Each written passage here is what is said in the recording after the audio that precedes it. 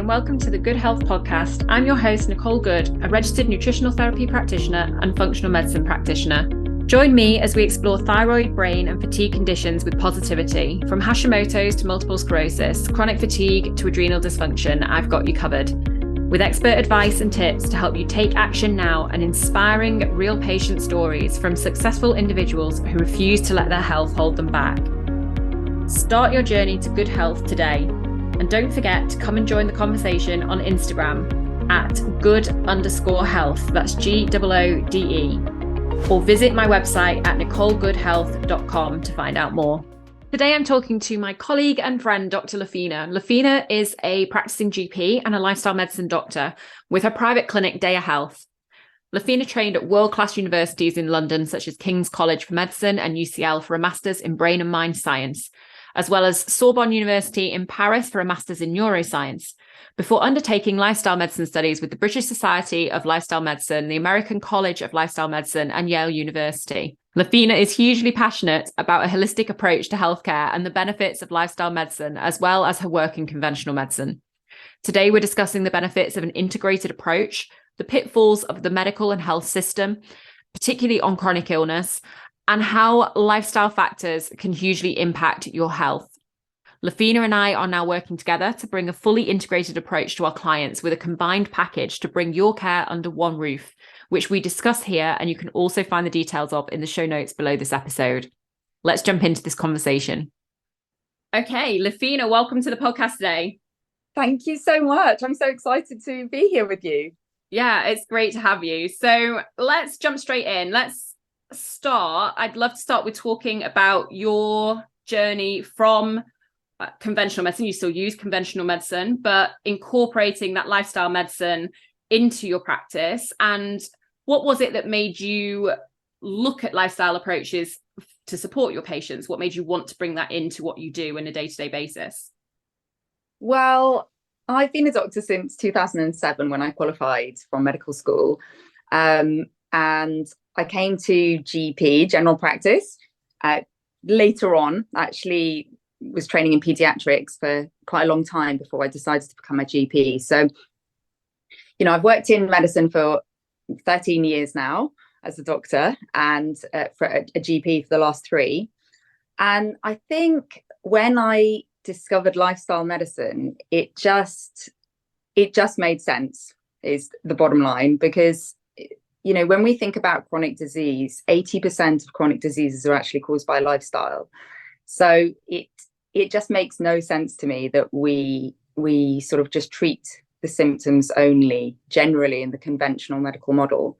And what lifestyle medicine is all about is identifying the lifestyle factors that might be driving or even causing symptoms and disease. So it just makes sense that we treat, the underlying causes of disease, and we're not just sticking plasters on symptoms by prescribing pills. And, by saying that, I don't mean to demonize medications. They're very useful. They're often absolutely necessary. But I think if we're looking at longer term health outcomes and preventing disease as well and staying well, which I know is a lot of the work that you do as well, we really, really have to address our lifestyle factors. So it was when I discovered lifestyle medicine and discovered the massive evidence base that we now have for a lot of the recommendations that we make, it just felt like a natural next step. And it just felt like, this was the reason that I really went into medicine.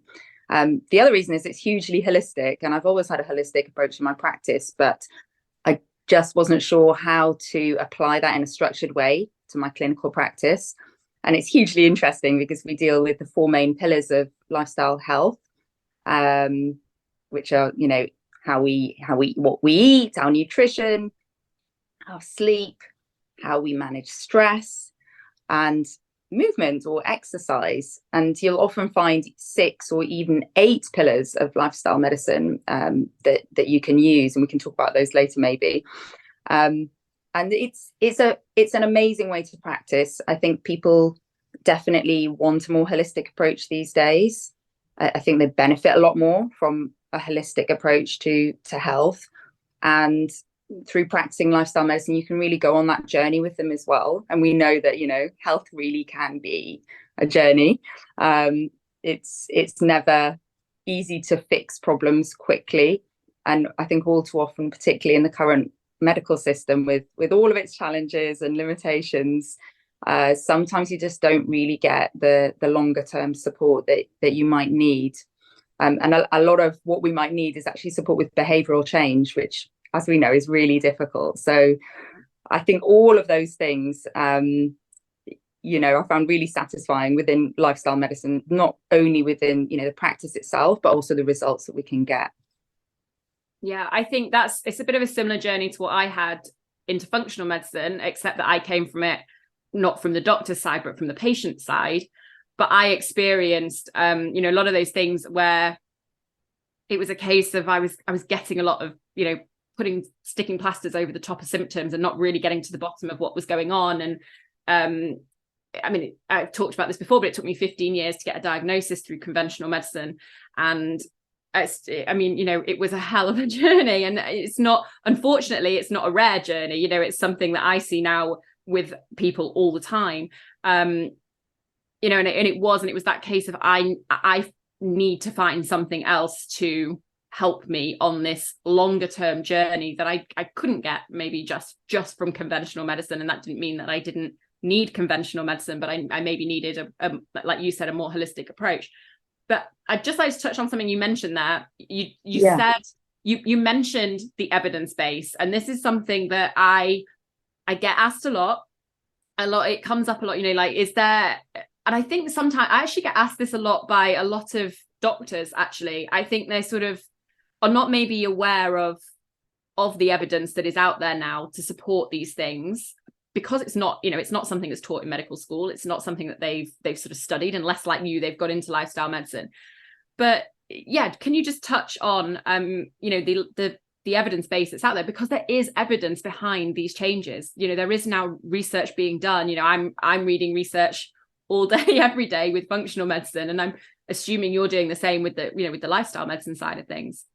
Yeah, absolutely. So I guess when we talk about evidence in Western or conventional clinical medicine, then we're talking about an intervention. So if it's a medicine, for example, before a medicine comes to market, it has to go through lots and lots of testing and clinical trials.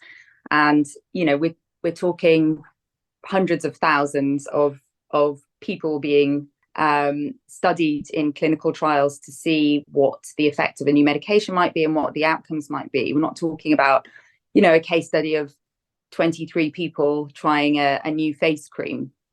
And so it's really about not sort of what the evidence is, it's about the strength of the evidence. So we have a pyramid of evidence in terms of a hierarchy of what is the strongest possible evidence, and the strongest possible evidence that we have when we're looking at studies would be something like a systematic review or a meta-analysis. And these are huge scale clinical trials or groups of studies that have been analysed, so that we can say, okay, definitely we can show that there is a benefit to taking this medication. So previously we didn't really have that strength of evidence available, I think, for looking at lifestyle interventions. And so it made the advisory part of guiding someone when it comes to their lifestyle holistically quite difficult, because you'd say, well, do some exercise or improve your diet, but we didn't really have a structured approach to doing it. So all of that became very woolly, and if you're on the receiving end of that, it's actually really hard guidance to follow. Yeah.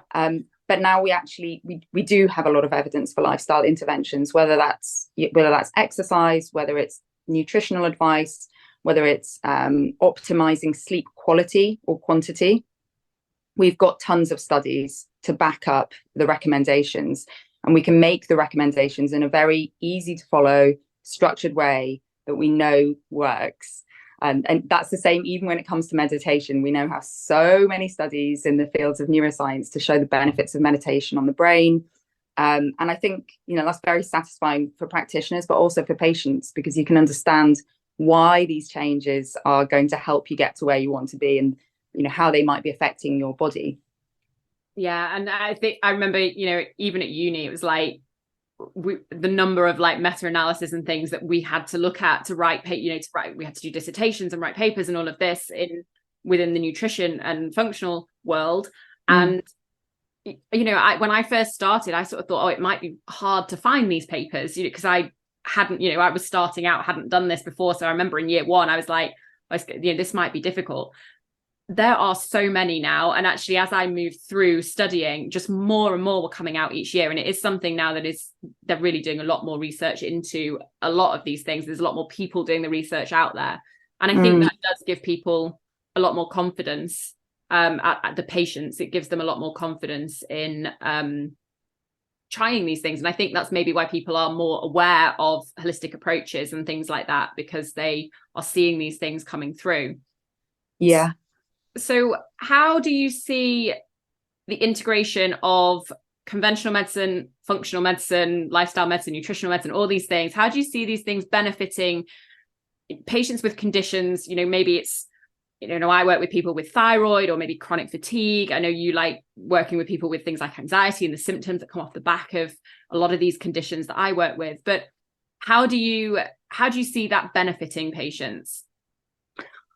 I think it really fills a gap that we have in the current medical system. So, for a lot of conditions, if they don't fit into a clear diagnostic box, or they don't have a very fast or clear treatment pathway, people can really get sort of fall by the wayside in the current system. So, you mentioned chronic fatigue. That's a perfect example. I think often people go through a sort of diagnostic sieve medically, where we do lots of tests, send them to lots of specialists to get opinions, and then finally they might end up with a diagnosis of chronic fatigue, and there's very little sort of follow-up guidance or support available. It's okay, you've got chronic fatigue, here's some sort of advice or recommendations, but ultimately they're just kind of left with this massive burden of symptoms.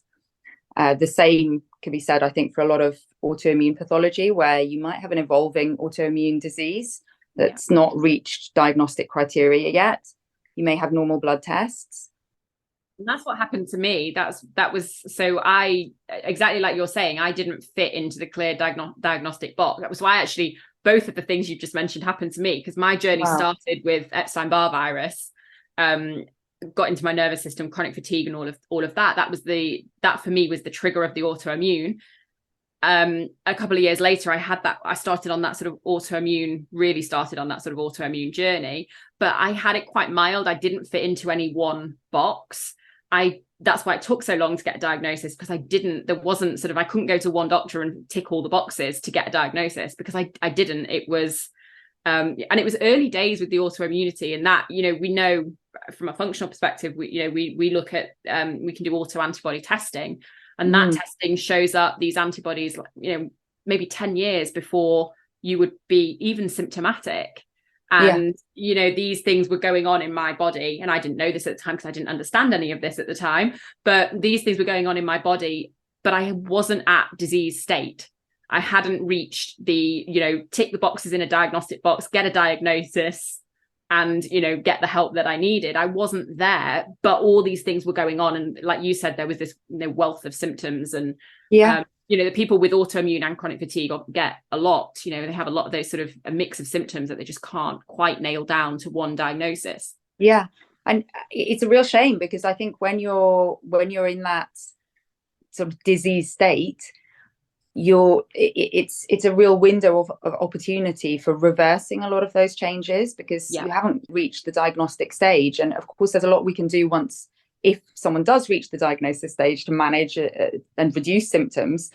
But if we can prevent things from going that step further, I mean, it's just such a shame that people get left in this sort of no man's land, and they just don't know where to turn or what to do next, really. So I think I've always had quite an open-minded approach to alternative therapies, to other disciplines, as long as they don't cause harm. From the first most important point. But secondly, I think, people need support in that very difficult phase, and through sheer desperation they start to search, and so they do start to find, or probe into different fields of medicine or holistic health that they think might help them. And any one of us would do exactly the same. And I think that's where blending therapies can actually be really, really helpful. And we can combine, people often combine lots of different treatments. Acupuncture is one example. People use acupuncture for stress, or they use acupuncture for pain. They might be using a little bit of conventional medicine. They may be seeing a psychologist. We do that all the time, and there's nothing wrong with that. And it works very well, actually. So I think through having that open-minded approach, I started to learn a lot more about different ways to treat disease. And it's sort of, functional medicine is always something I had on my radar. I didn't know a lot about, and it kind of inspired an interest. And I've since realized there's a lot of different ways that we can work together as practitioners for our patients.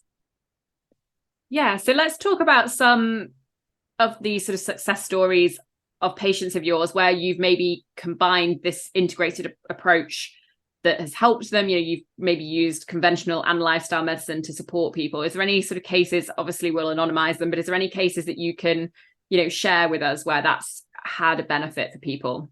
Yeah, absolutely.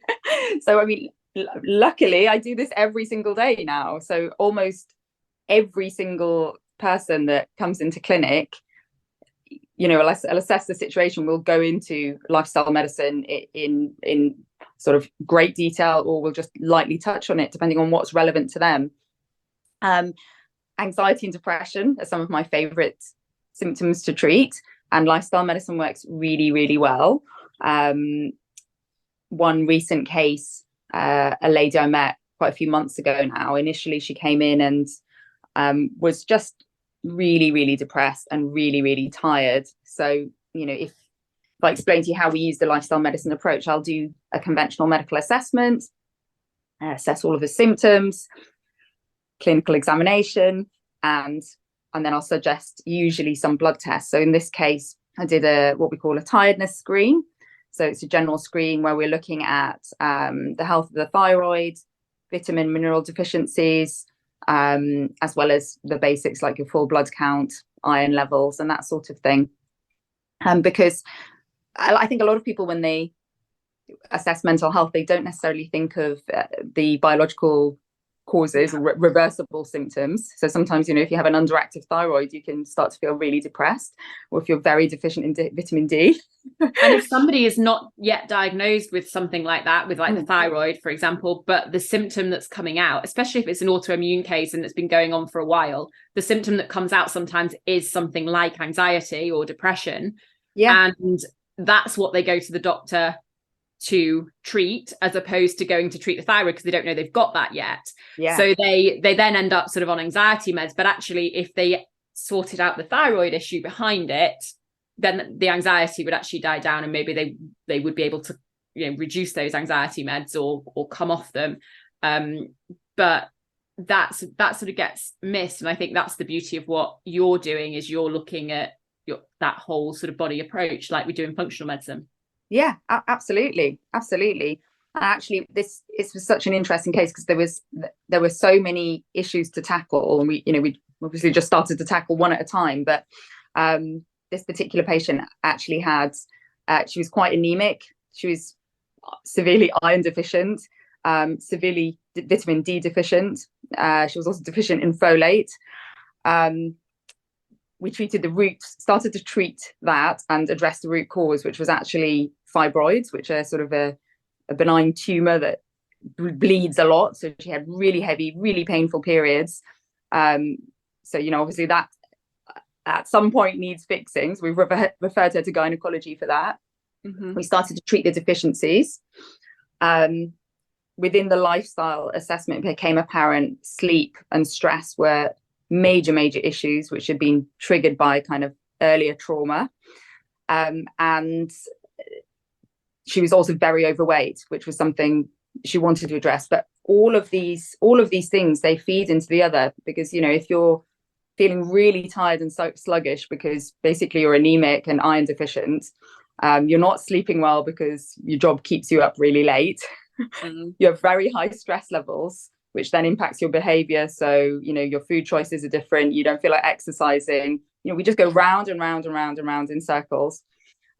So, fast forward several months later, she's doing so much better. Depression symptoms have basically almost disappeared. So we didn't even start antidepressants or talking therapy, actually, in this instance.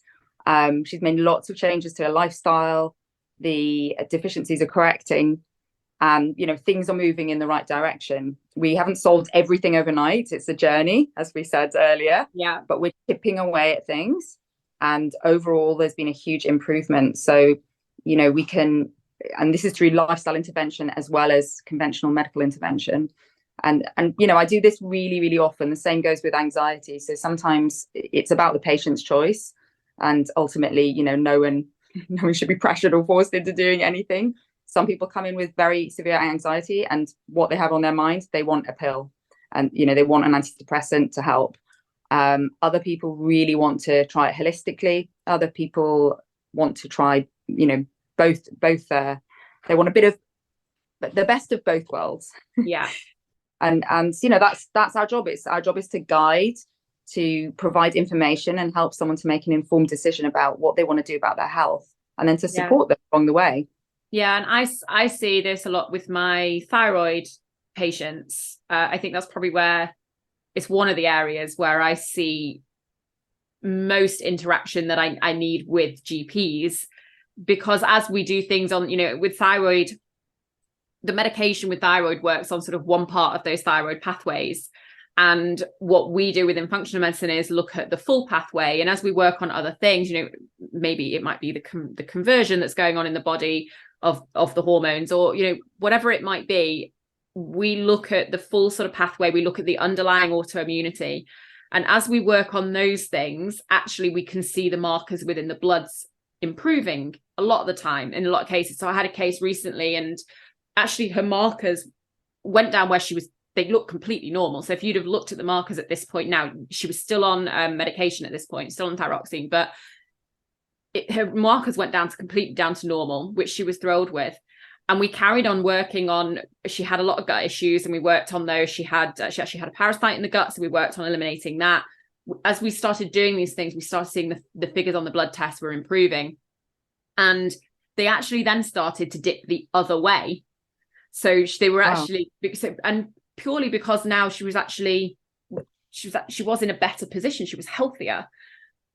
But when she went back to her GP, and this was one, she went back on her own to her GP, and she wanted to discuss the medication, and she took the new blood test results, and he was like, "Oh no, but you're hypothyroid. You need to stay on. You'll be on medication for life. You need to stay on it."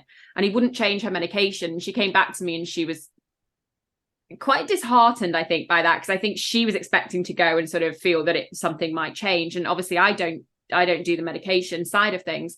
And in the end, she went privately, saw a GP, and the GP's lowered her medication. She's still on some thyroxine, but lowered it. She's on a much lower dose now, and her levels came back up. They're now completely normal. She's on a much lower dose of thyroxine. She's still got to do all the stuff to support herself on the holistic side. She can't stop doing that.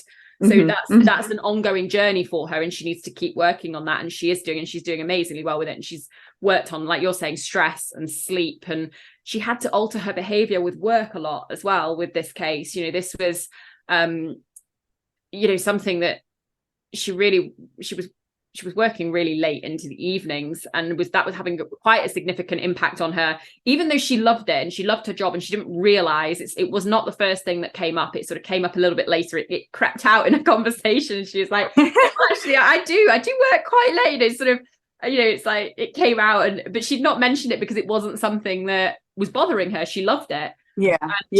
She felt that she actually works well late, but actually as she stopped that, she's realized how much it's improved her stress, improved her sleep, she can exercise more, she's making better nutrition choices because she's sleeping better, you know, and all this sort of thing. And actually that helped us to get on top of a lot of the nutrition changes that we needed to do to support the gut health that was going wrong. And she had some hormonal imbalances as well that we worked on.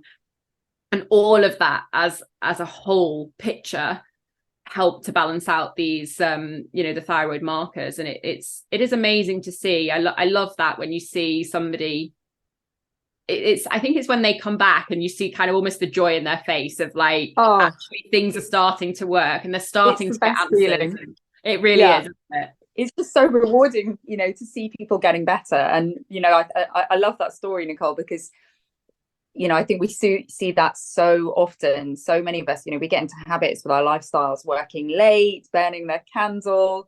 But you know, it's all about our choices and you know what the sum of those choices is. And sometimes we just don't realize the impact that they're having. And it's these little tweaks, as well as, you know, conventional, let's say, medications, medical therapy, that can have such a huge impact on our well-being, our overall well-being, as well as, you know, the actual condition that you might be focusing on. So that's just brilliant. And you know, we've talked about cases that are probably quite complicated, but we can also treat really straightforward problems. So I mean, I saw someone I remember with quite high blood pressure, a little bit overweight, but not really many other risk factors. And I was thinking, what's going on with this blood pressure? It was actually when I was a trainee. And I think if I hadn't had the lifestyle medicine training, I probably wouldn't have been as rigorous in my lifestyle assessment. And actually, by looking into his lifestyle factors and assessing them just like we would any other symptom, we actually discovered there were sort of two major things driving his high blood pressure. The one was caffeine. It was an insane amount of caffeine. The other was stress and perhaps a little bit of sleep deprivation, you know, work related again. He was definitely at the level where we could treat with medications, but he wanted to try a holistic approach first. So immediately reduced the caffeine, started working on stress, and actually just within a couple of weeks his blood pressure had normalized. That's incredible, isn't it? When you think, if you actually just think about that, you know, that is somebody who could have gone to a GP, been given blood pressure medication, been on that then for life. Yeah. And actually within 2 weeks of taking a more holistic approach and being open to everything, within 2 weeks, actually his blood pressure was coming down. I mean, that is really quite incredible when you think about it. Yeah. And of course, you know, things like high blood pressure, they don't always have symptoms. So you may not know that you have high blood pressure, just the way that you may not know that your blood sugar balance is kind of creeping up to, you know, pre-diabetic level, or even nearing the type 2 diabetes level. And, you know, fortunately, these things are reversible if we catch them early enough. Yeah. And cholesterol. I see, because I work as well as working with people who have, you know, a diagnosable sort of disease. I work with people who are wanting to optimize their health. So maybe they are, like we've said, they're the high flyers, they're working really long hours, you know, and all of this sort of stuff, and they're maybe a bit burnt out, and they can feel maybe a few things starting to creep in. And I work with people like that as well. And, you know, quite often when we do like screens and things like that, we find a lot of things that they don't know they've got, like you've just said, you know, cholesterol, blood pressure, blood sugar, you know, all of these things that actually are underlying, starting to creep in and cause issues that they don't necessarily know are there. But if you can jump in and work on those, particularly earlier on, which is what I'm doing with those patients, I'm particularly working with them on a sort of preventative kind of approach. You know, it's amazing the results that you can see. It really is. And it's so important because, again, you know, when you have these abnormalities, let's say in your blood tests, quite early on, you won't have any symptoms. You may not be particularly at risk of serious illness, but you know, the four that we've just mentioned, you know, obesity, high blood pressure, high cholesterol, and high blood sugar levels. These are the four main drivers of serious chronic illness, and increases your cardiovascular risk, so your risk of having heart attacks, strokes, dementia, which people often forget is actually, you know, often a cardiovascular disease, inflammation in the body, metabolic syndrome, and lots of other illnesses. So it's well worth optimizing it as far as possible, as early as possible, really. Yeah, I've been doing a lot of work recently, actually, on I've been doing extra training, extra study on preventative methods for things like Alzheimer's, dementia, because obviously I work with brain health, I work with neurological disease, things like this. So it's a sort of natural progression, I guess, for me, is moving, as I'm moving into doing a lot, not moving, I'm doing as well as doing a lot of this preventative sort of thing. Yeah. Obviously looking at brain health is a huge part of that preventative method. And so I've been doing a lot of study into sort of longevity and performance and, you know, protecting yourself from things like Alzheimer's and, you know, dementia and all these things that come up. And it's amazing how those little markers and, you know, things that you can, if you can keep them in optimal ranges, how much lower your risk becomes of developing things like chronic illnesses, and also things like, you know, the dementia and things like that. Yeah, absolutely. So what are the challenges that you have faced incorporating lifestyle medicine into your practice? So, I mean, I think incorporating lifestyle medicine it's been a natural step for me. So I haven't found, you know, difficulty personally. There's no sort of internal resistance to it. It was a very natural next step. Probably within the conventional medical system, actually, one of the way I think I discovered lifestyle medicine was actually another doctor talking about it when I was a junior doctor, and unfortunately it was in a kind of negative way, and I think that's largely due to a lack of knowledge around it and a lack of training. And I think there was some passing comment, someone said, oh yeah, you know, well, lifestyle medicine, you know, it's just common sense really, isn't it? And, you know, I don't disagree with it, because part of it is common sense, but if it was common sense, everyone would be doing it. And I think that largely ignores, you know, how hard modern life makes it to make common sense decisions. Food environment being one. Yeah. Nutritional choices. Sometimes it's difficult to actually access or be able to afford the foods that supports your health. And it's education as well, isn't it? I think, you know, if we're not educated as children, even, you know, maybe if we grow up in, you know, a household where people, you know, they don't know much about nutrition, for example, or, you know, we're not taught as children, then we grow up not, you know, where are we going to learn that from? You know, so it is education as well. A lot of what we do is educating people. It absolutely is. But it's a shame, because there are still some people, you know, that think that way, because they're not aware of how to counsel people on lifestyle interventions, as I call them. You know, a lifestyle intervention really should be considered the same as a pharmacological intervention. We really need to look at this sort of protocols as treatment. So exercise, you know, can be treatment. We know that exercise can be just as effective as other forms of therapy in mild depression, for example, which is, I think, just incredible. It speaks for itself. So I suppose there's a little bit of sometimes some resistance there in terms of the medical community and their assumptions, and that what that means is, you know, it translates into how other doctors or practitioners might be advising their patients, and they might miss a vital piece there actually that could really help someone in terms of their health journey and their outcomes. The other thing, I suppose, is that there's often a lack of continuity in the current medical system. I mean, the way medical professionals communicate with each other, unless it's a very acute case, you know, in the hospital where people are working in teams, I'm talking more about community medicine here, unless people are very unwell, mentally unwell, or they're socially very vulnerable for whatever reason, where we have planned team meetings in the community. Most of the correspondence is via email or letters. We kind of don't get together, you know, maybe that often to talk about people on a case-by-case basis, just because there are too many. You know, in NHS GP work, we get 10 to 15 minutes per appointment, depending on the practice. And this is really, we're talking predominantly here about these sort of chronic illnesses, aren't we? Or these cardiometabolic kind of disorders and things like that. Yeah. And I think probably people are, they're very focused on, okay, what's the disease? What stage are they at? What's the treatment? Okay, they're on this treatment protocol. Great. So a lot of the lifestyle medicine stuff might kind of get missed in terms of us focusing on it as really important. Like, okay, so how are they doing with their exercise regimen?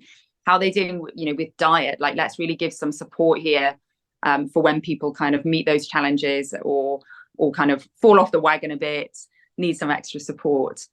So I think that's probably, within medicine, the difficulties in implementing it. And I guess from the patient side, sometimes people are just looking for a quick fix. And of course, there is no quick fix. Yeah. And, that's where behavior change comes in. And, we've got to remember our brains are so lazy. Yeah. Our brains love predictability. They love patterns and they love routines. And so all of our habits, whether they're bad habits or good habits, they're habits. And it's very easy for the brain to lean on and just go into autopilot. So whenever you're trying to change that, it creates some resistance within the brain because the brain has to do new things to form those new pathways so that those behaviors become automatic behaviors, just like driving a car. Often we drive a car, we don't even think about it. We're on autopilot. And it's exactly the same with behaviors. So I think sometimes for some patients, hearing the lifestyle advice, there may be a little bit of internal resistance there to actually trying some of those things out because of previous experiences where it hasn't worked, because the advice and support wasn't really at the level that would adequately support them. Maybe actually because they are looking for a quicker fix. And again, because of the way Western medicine has evolved, which is you have a symptom, the treatment's going to be a pill, a magic pill that you take, requires very little effort, and everything's going to change. There's already that sort of default, that's what I need and that's what I want to get. And again, that's fine. It's about being holistic. It's about the patient being leading what in terms of what they want to do with their health. But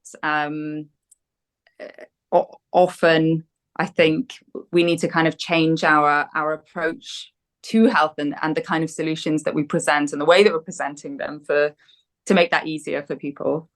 Yeah, I always say to people, sometimes people come back and they're like, oh, I've really struggled to do this. Why have I found it so hard? And this is maybe, after 2 weeks of them trying. And I'm like, well, if you think about it, how long have you been doing the alternative? Because they've probably been doing that for, 10, 20 years. So that habit, it's taken you that long to make that habit, and you've been doing it for that long as a habit. So, it's not going to take a week to break that. That's something that's so ingrained in you, and it does take time. And that's why I work on packages rather than one-off appointments. Same. That's why I work on packages instead of one-off appointments, because it is, you can't do much in one appointment. Our appointments obviously are a lot longer. I have 60, 90 minutes with people, but still it's going to take, they're going to go away, make the changes, and then we need to help them to continue that journey and carry on with that process. And that's why packages work. And if people ask me the question, I always say, I won't do a one-off appointment because I can't get you the results that you want in that time. And I want you to walk away with results. That's my goal. Yeah. And I think that's the mindset piece as well. Like, we all need a shift in mindset, as whether we're the patient or whether we're the practitioner, in that, this is a treatment. So let's say meditation. If we use meditation as like a circuit breaker in anxiety or in stress, of course, it doesn't work straight away. And of course, it's frustrating. And that in itself comes with a lot of preconceptions that, someone has to meditate and reach some kind of subliminal state within 10 minutes and have a distraction-free mind. That's impossible. And then they get stressed about that, don't they? That no one has managed to do it, Yeah. And I will say to people, look, this won't work immediately, but with consistency and with you knowing how it works, it's going to be a circuit breaker. We're creating new pathways. We're deactivating the emotional center. And we know from the science, from the studies, that it works. Treat it as a treatment, just like, oh, I'm going to take my antidepressant every day, or I'm taking my omega-3 supplement. This is a treatment. Okay, commit to it and just do it consistently. And then we'll look at the results, in 8 weeks time or in 12 weeks time. So it's changing a little bit our mindset around that. I think really helps a lot. Yeah, it is. So off the back of, both of our experiences, we're coming together and doing some work together Yes, as practitioners, which is really exciting. And our goal is to bring together, like we've said, this is a holistic approach. It's not about choosing, one or the other. It's about having everything available, informing the patient and letting them be able to choose what they want, which road they want to go down. And for us, it's about bringing together conventional medicine, lifestyle medicine, nutritional medicine, functional medicine, all of these things, under one roof.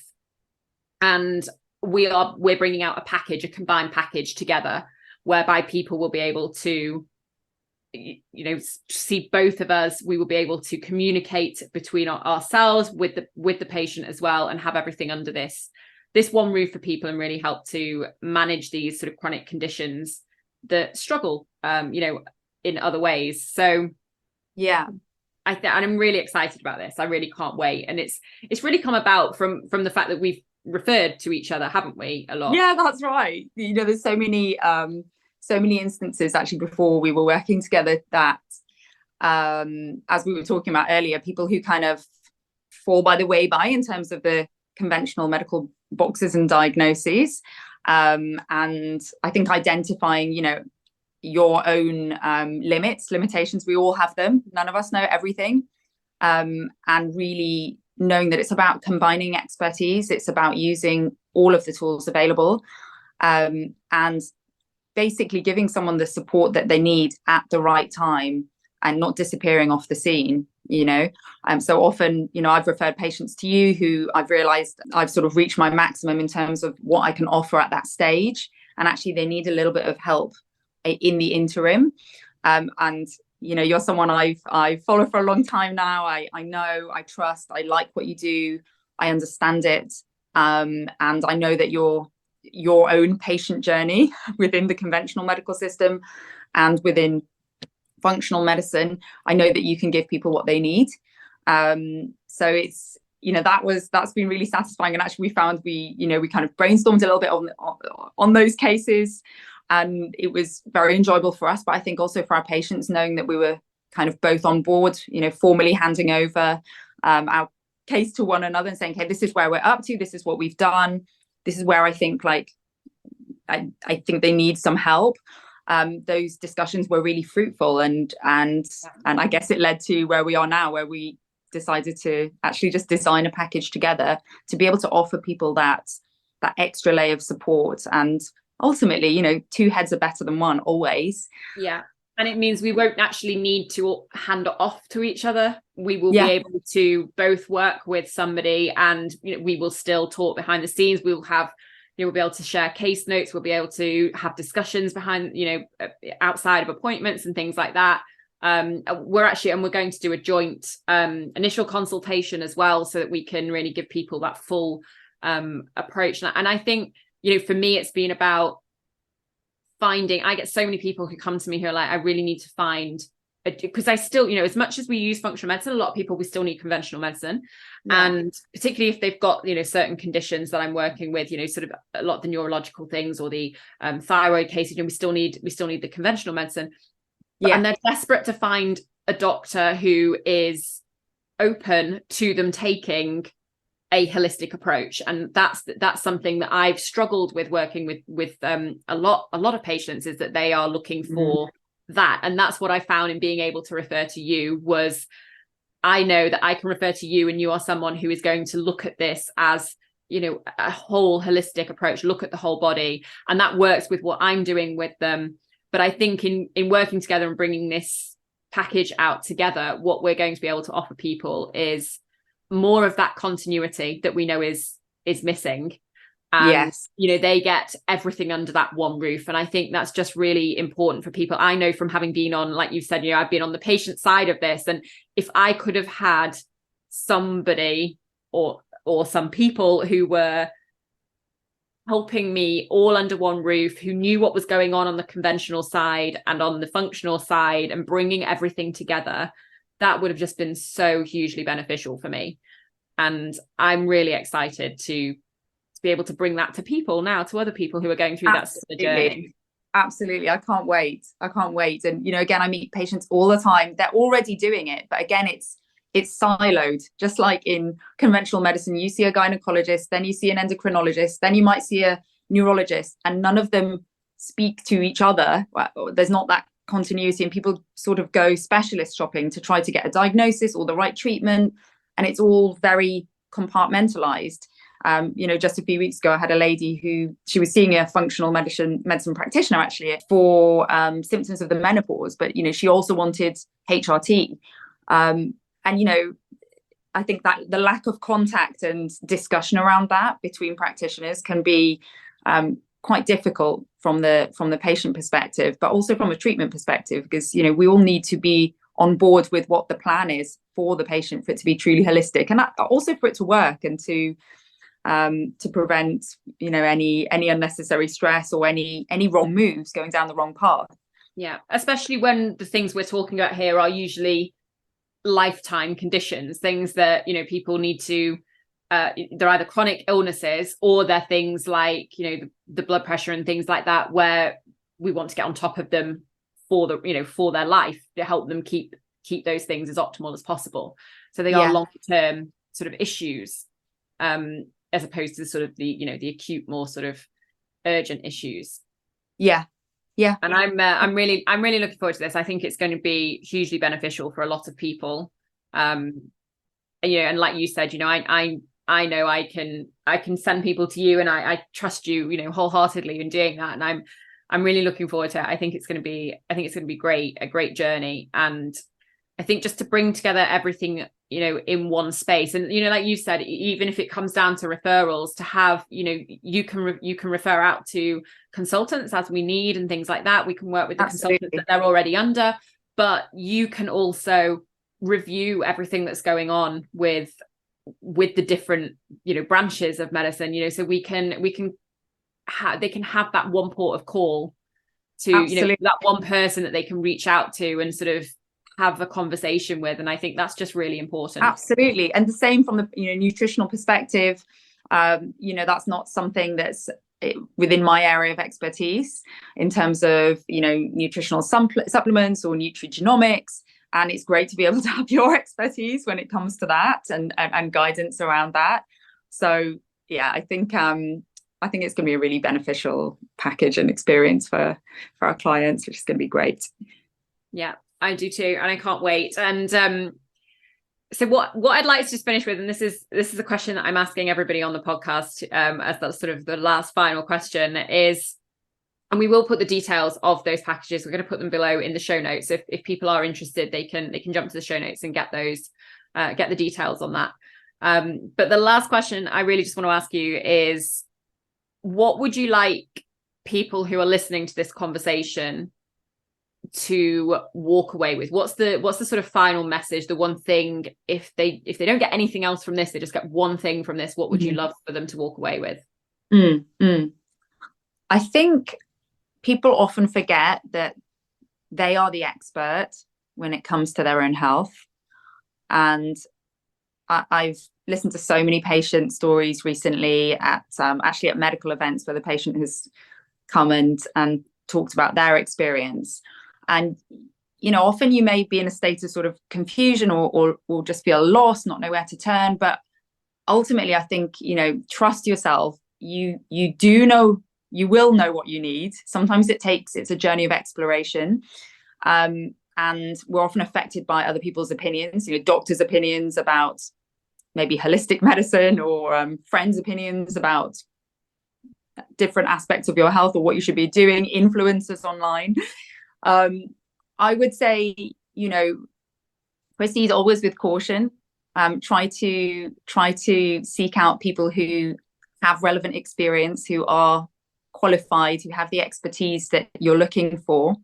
Always be safe, but don't be afraid to blend. So to blend different disciplines, whether that's some sort of holistic approach like Ayurvedic medicine or lifestyle medicine or functional medicine, a bit of conventional medicine. It is possible to have the best of all worlds, and we're so lucky. I think these days we've got so many different options to choose from in terms of how we address our health, and there are lots of benefits that can be gained from being open-minded and from using that blended approach. And there's no right or wrong here. So I think that's what I would advise. Don't be afraid to blend, and just remember that you are the expert when it comes to your health. I love that. I think that's a really important message for people to go away with. Lafina, thank you so much for joining me today. I've really enjoyed having this conversation with you, and going forward, I'm really looking forward to working with you more as well. Like I said, thank you so much. It's been such a pleasure to chat. As always. And like I said, we're going to put the details below in the show notes. But thank you so much. Really enjoyed it today, and I really hope that it's been beneficial for people out there to hear from both sides. I think that's really important. Yeah. Thanks so much. I hope you enjoyed this episode of the Good Health Podcast. Do share the episode with anyone who you think it may benefit or who may enjoy it. And help me spread the word by rating the episode or leaving a review. If you want more, you can find other episodes in the series on your podcast app, or sign up to my free newsletter. Not only will you get information on new episodes launching, but we cover lots of health topics with the Ask Nicole section where you can send in your questions, my favourite recipes, my favourite products, tips and tricks to help you on the road to good health, and much more. You can sign up free of charge at nicolegoodhealth.com/newsletter. Also linked below.